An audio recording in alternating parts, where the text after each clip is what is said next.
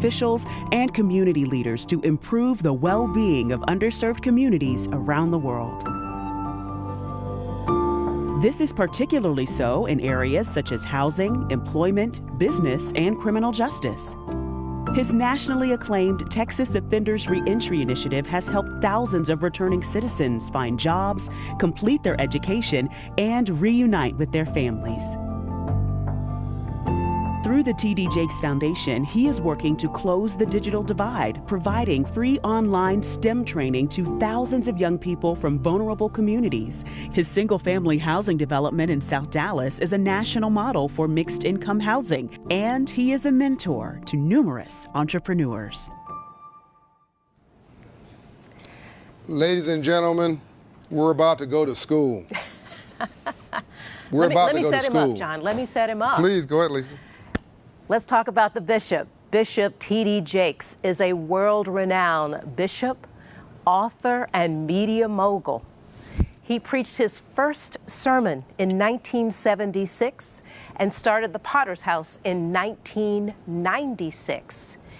He is one of the most coveted faith-based influencers in business, education, film, and entertainment, and he has advised the last 3 presidents. I think the church better say amen. Amen. This is a very special person to me. I consider very few people, though, I mean, most people call me and they want my opinion about this, opinion about that. I call Bishop Jakes to ask his opinion about this and about that. He is an underground technologist. He is a social media and technology genius. This guy knows. He gets data reports on the technology and social media impact daily, just along with the financial reports.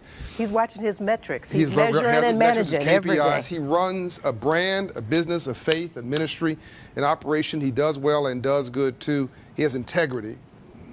He's transparent. The way he is privately is the way he is publicly.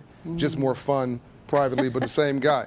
I love our 2 a.m. midnight to 2 a.m. text message conversations. Okay, I love you, Bishop, but I'm gonna watch you on TV. We're not doing 2 a.m.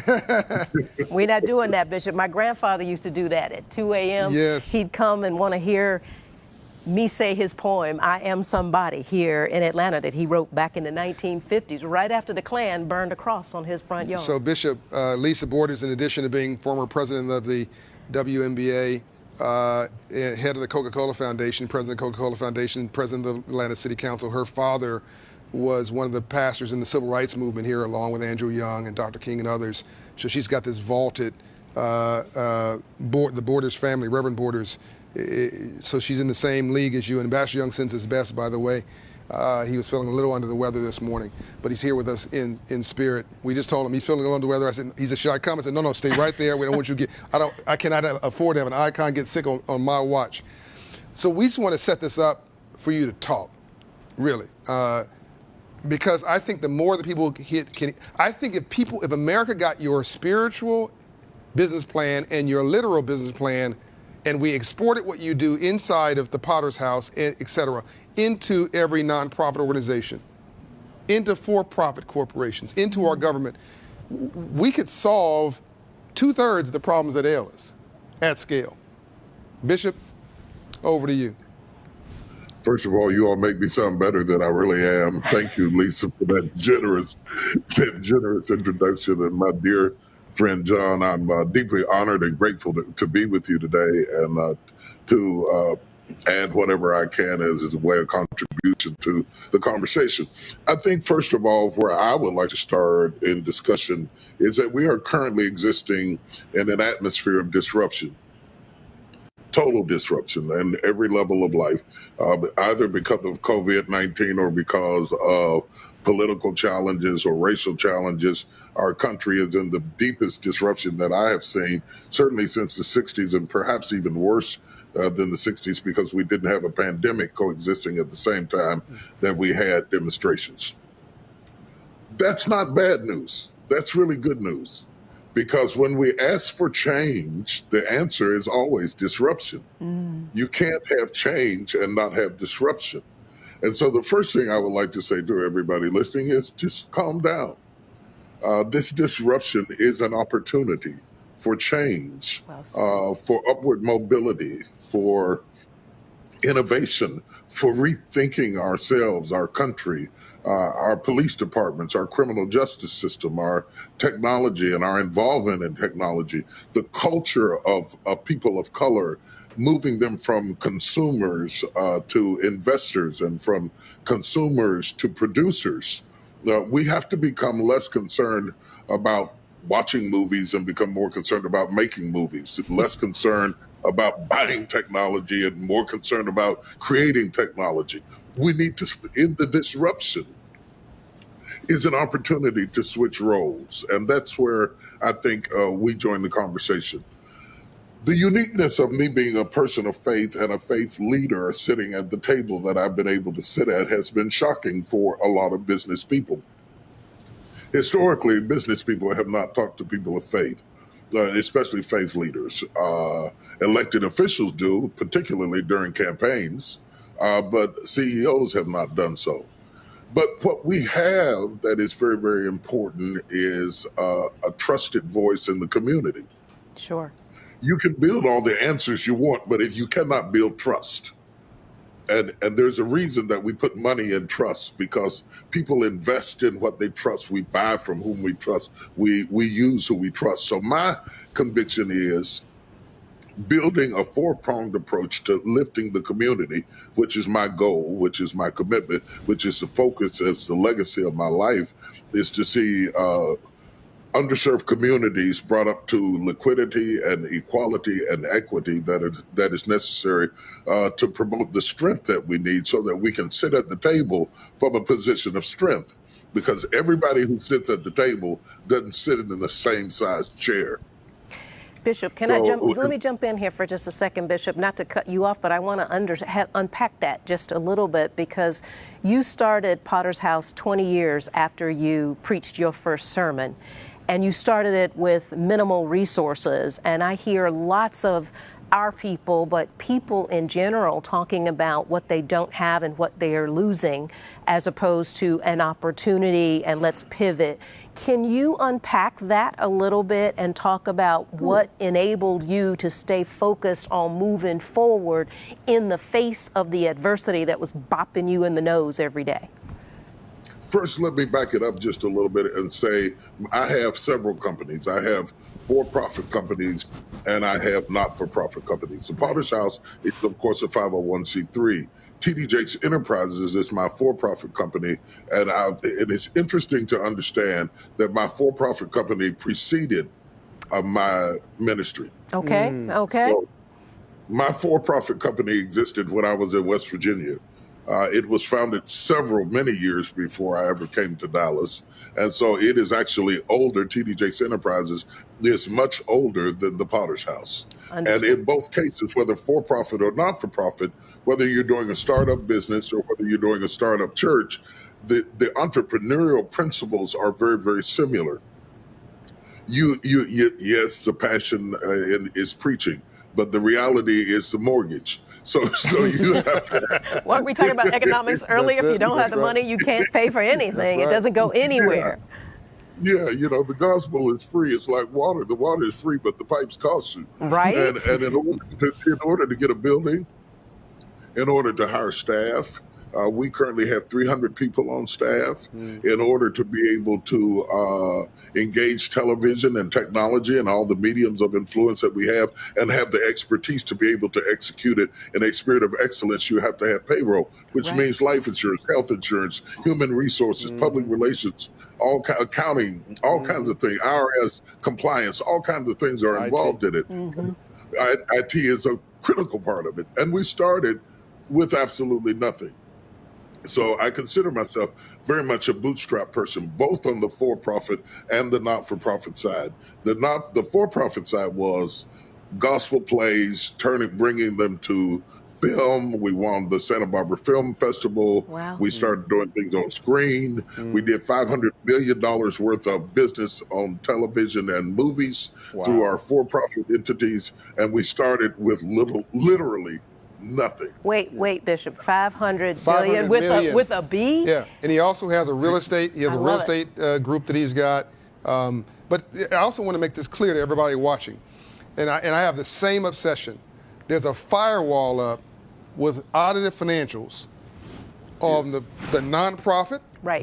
In his case, is faith. Mine is a nonprofit. Audited financials, bulletproof audited financials. My financials are some of the best in the whole sector. Four-star rating with Charity Navigator, because people are not going to give me the benefit of the doubt. Neither him, neither you. In fact, they're trying to target us. So the nonprofit has this clear transparency. The nonprofit cannot benefit the for-profit. The for-profit can benefit the nonprofit, not the other way around. He's kept this thing. Again, it's best in class. And he doesn't need to bleed on one to lead the other. He is the brand, right? And in order to do good, he's got to do well first. That's why I wanted him to unpack it. I didn't want anybody to take that for granted. Yeah, so he and my wife John. were also born in the same town in West Virginia. Okay. Yeah. So Bishop, so it's the business plan is what I think what Lisa was getting to. Is the business plan. What has been, if I got this right, Lisa, your business plan? I want to go deeper than that. It's the business mentality. Before the plan has to be the business mentality. I grew up in the house with a father who started a business with a mop and a bucket and ended up with 52 employees back in the 60s. Okay. So growing up in an environment where people think business is a critical part of the conversation. Many of our underserved communities are not in the conversation or in the room to get the mentality.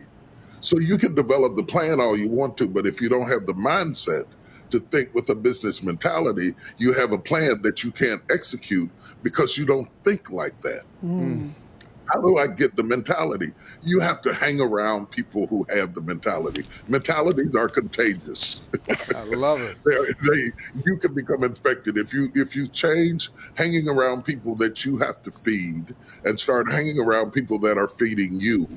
You develop the mentality and the expertise to be able to function at a higher level of reasoning.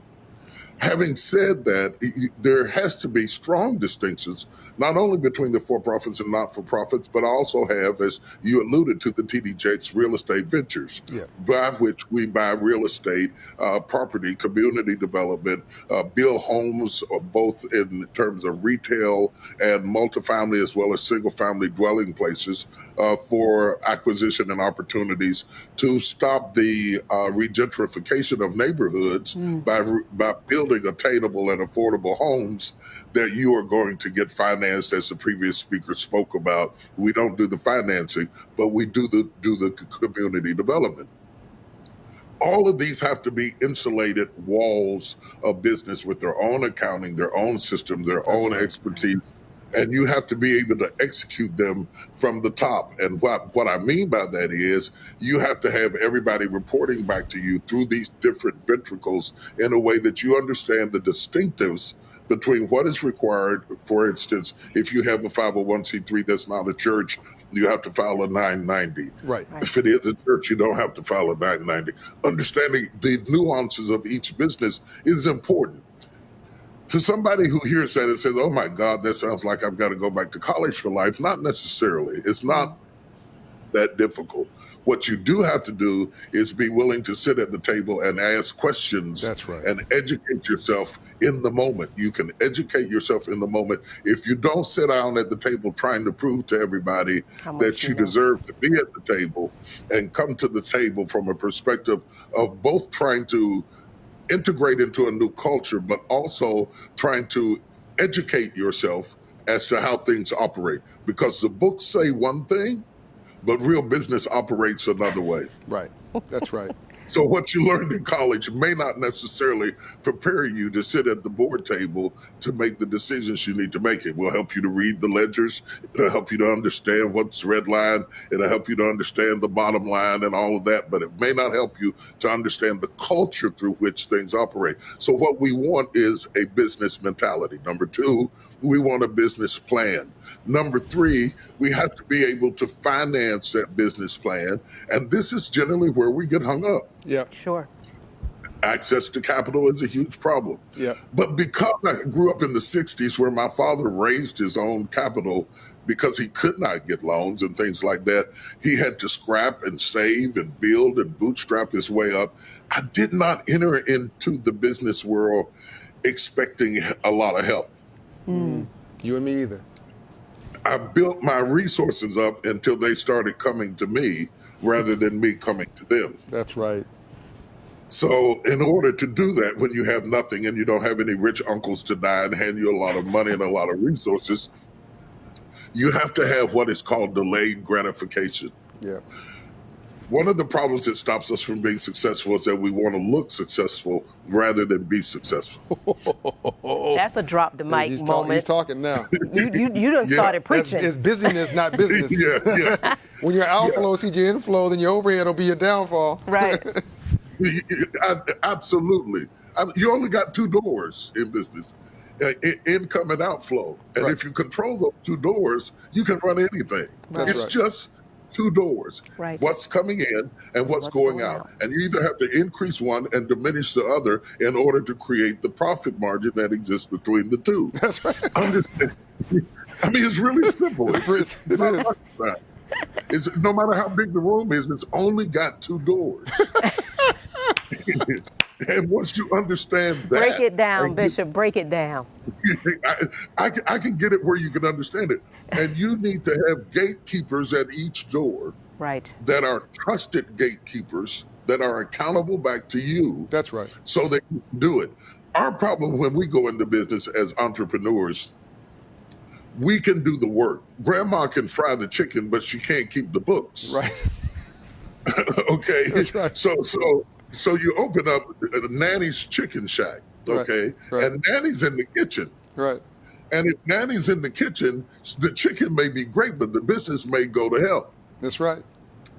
You don't necessarily need to be able to fry chicken to open up Nanny's Chicken Shack. You can hire a nanny. What you need to be able to do is watch those two doors. That's right.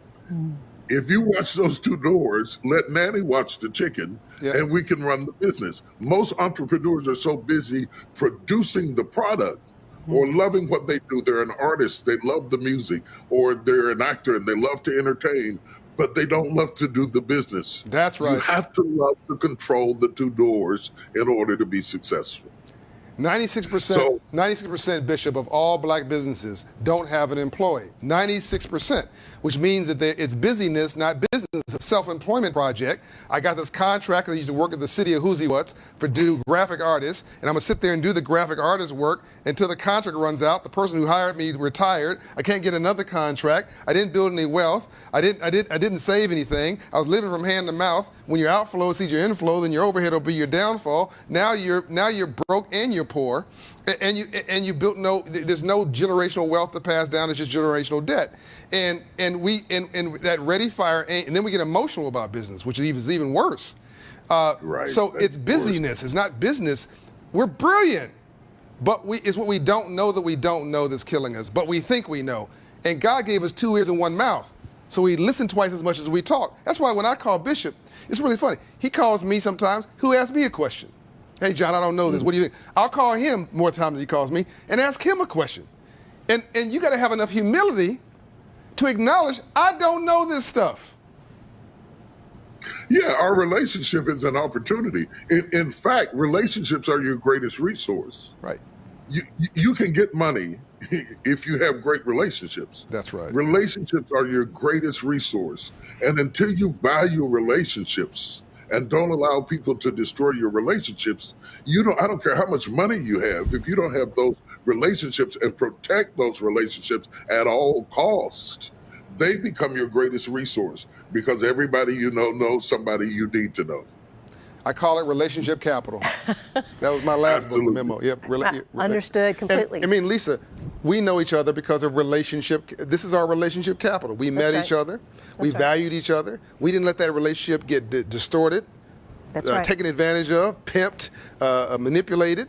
We made sure that when there was an misunderstanding, potential one, we called each other, communicated. Clear the when air. you were down, you called me. When I was down, I called you. Same thing with Bishop. That built trust. It built that And in many ways, a lot of things going on here is because of our mutual relationships. It wasn't somebody putting it in a resume. We trust them. We knew them. Hey, Lisa, I need this. What do you think? Right. That's how the world works. Isn't that right, Bishop?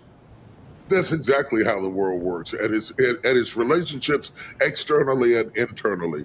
You have to be relationally proficient in order to organize an organization. You talked about people who don't hire anybody. You have to understand it's not just about sharing wealth with them. It is also about valuing you so that you are not being used for anything less than your highest and best use. Great leadership works itself out of a job. Right. So that's great Spot leadership on. at its best. That's right. So it's not that you can't afford to hire anybody, it's that you can't afford not to. Ooh.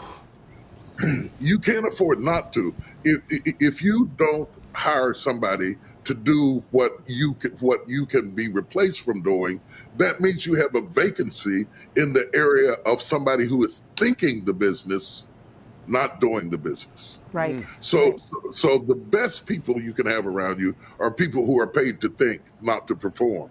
And in most cases, that's going to be you at first. Yeah. So in order for you to think your business through, you have to get your hands free from doing your business. That's right. Yeah, you got to have some help. He who makes his living with his own two hands will never have much because you have already limited your productivity down to two. Right. Yeah. Right. If you had 8 hands, you could multiply. Let me go biblical on you for a minute. Yeah. One of the great commands in the scriptures is to be fruitful, multiply, replenish, and subdue. It's the first command that God gave. In order to be fruitful, you must be seedful. Find out what you have that the seed, the potential, and that you can bring to fruition. And once you bring it to fruition, then you want to multiply it. In business terms, that's franchising. Right. Right. Right. Okay, multiplication of what is working in your life is franchising. Yeah. So once you find something that works, you want to multiply it. And that's where the fear comes in. Because once we get something that works, we're so glad after years of oppression and years of being let down, we're so excited that we hold on to it. We won't let anybody near it and we smother it to death. Yeah. We asphyxiate the future holding it too tightly. Well, not only that, Bishop, you got your hand closed, you can't receive your next blessing. Absolutely. Now you preaching. Well, and I got a good teacher here. And I'd rather have 10% of something than 100% of nothing. But you can't have 10% of something unless you're willing to dilute or share that equity with others as you grow. Or he calls it franchising. I'm going to say something now. We're over time, by the way, but we're wrapping up. This is the last segment. I'm sure you watched it, think this is important enough. We're going to be over time. And I want to thank Comcast, by the way, Xfinity, NBC for their use of their beautiful headquarters here in Atlanta at no cost to us. So for everybody paying your Comcast bill, you just helped us out indirectly. Please pay your Comcast bill. But this is such an important conversation. I want to continue it a little bit, and we'll wrap it up. So as I'm listening to Bishop's story, I'm thinking about my story, Lisa. I'm thinking about your story. Mm-hmm. I didn't have any. I've never said this before. I deal with all these banks. Listen to me now. I've never gotten a bank loan to start any of my businesses. I've never got a bank loan to operate any of my businesses. I use the compounded hustle of my being able to sell my vision into the next purchaser because I know when I sell that's profit. I don't have to go and the worst thing you can do is build try to use long-term equity with short-term debt because the debt has a payment on it every month. You may not get the sale every month. That's stressful. That puts you in survival mode I talked about earlier versus thriving and winning mode. I want to be free to be. So people don't believe, I got all these banks around me. I don't want nothing from none of them. In fact, I want them to give me money when I can prove I don't need it. That's the best kind of money. That's cheap money. So, real quick point, Bishop, I want you to pivot on this. Let me jump, just before you say that. Go ahead. Jump in. Go ahead. Because I don't want our community to sleep on opportunity zones. Opportunity zones create opportunities for real estate investments in particular zones in cities and communities Could have been where depressed. getting the money It's the least of your trouble. Right. It's going to be the least of your problems because the investor sees the opportunity zone as a tax shelter for their investment, and it's a tax advantage for them to put money into it. That's right. We are asleep at the wheel at this opportunity, and they are in our communities. These opportunity zones, you can get investors to invest in them. If you have a good plan and a good business plan, they will invest into those communities because it is a tax shelter that beats any other shelter for the investor to become involved in. And it is designed to rehabilitate the community. Right. If we don't get a hold to these opportunity zones and maximize them, through non-traditional loans, you don't necessarily have to go through the bank at all. Right. You can get investment into those communities by getting control of those properties. Getting control of those properties brings investment into that cash-infused investments into that community that is a benefit to the billionaires and millionaires because they don't have to pay capital gains on it. That's right. If they keep it in there 10 years or more, the capital gains is lowered or non-existent altogether. So you have the capital to rehabilitate the community and start going forward. By the time we hear about opportunities, they're gone. They're gone. Right. And it leads to the regentrification of the community because we're not hearing those sorts of things. I just wanted to throw that in. I knew we were out of town. You can dig it up, you can look it up, you can study it up and research it. But they're talking about our community. That's right. And we Right have to now. get right now, seizing that opportunity is very important. And if you can't do it on a big scale, you can get one house. That's right. And flip that one house in that one community. It's an opportunity zone. The money you put into that house can be deferred as it relates to capital gains. You can rent it out. You can start. My mother started doing real estate one house at a time. She ended up owning every street, every house on our street, and several at other places. In fact, by the time my mother died with Alzheimer's, she had money coming in she couldn't even remember. That's right. Wow. Wow. So you don't have to be, and we did not come from wealth. West Virginia. Yeah. We came from government cheese and powdered milk and powdered eggs and chickens in the backyard, okay? We did not come from wealth. Do not allow where you came from to determine where you're going. Yeah. You didn't come from wealth, but you came from wit. You know, this has been some strong insights and strong perspectives today, Bishop, and we are so grateful for the work that you have done and that you continue to do and the wisdom that you continue to share. So thank you so very much for being with us. I'm so honored. I'm going to wrap this up now, but I want the audience, and I hope they replay this, share this with your friends, take this link, share it all around. You need to watch this 10 times. He gave you some jewels today. Or as Jay-Z said on his album 444, I'm going to give you $1 million worth of financial literacy wisdom for $9.99. He just gave you, and this didn't cost you $9.99, it cost you nothing because our sponsors paid for it. You got to replay and listen to what Bishop said.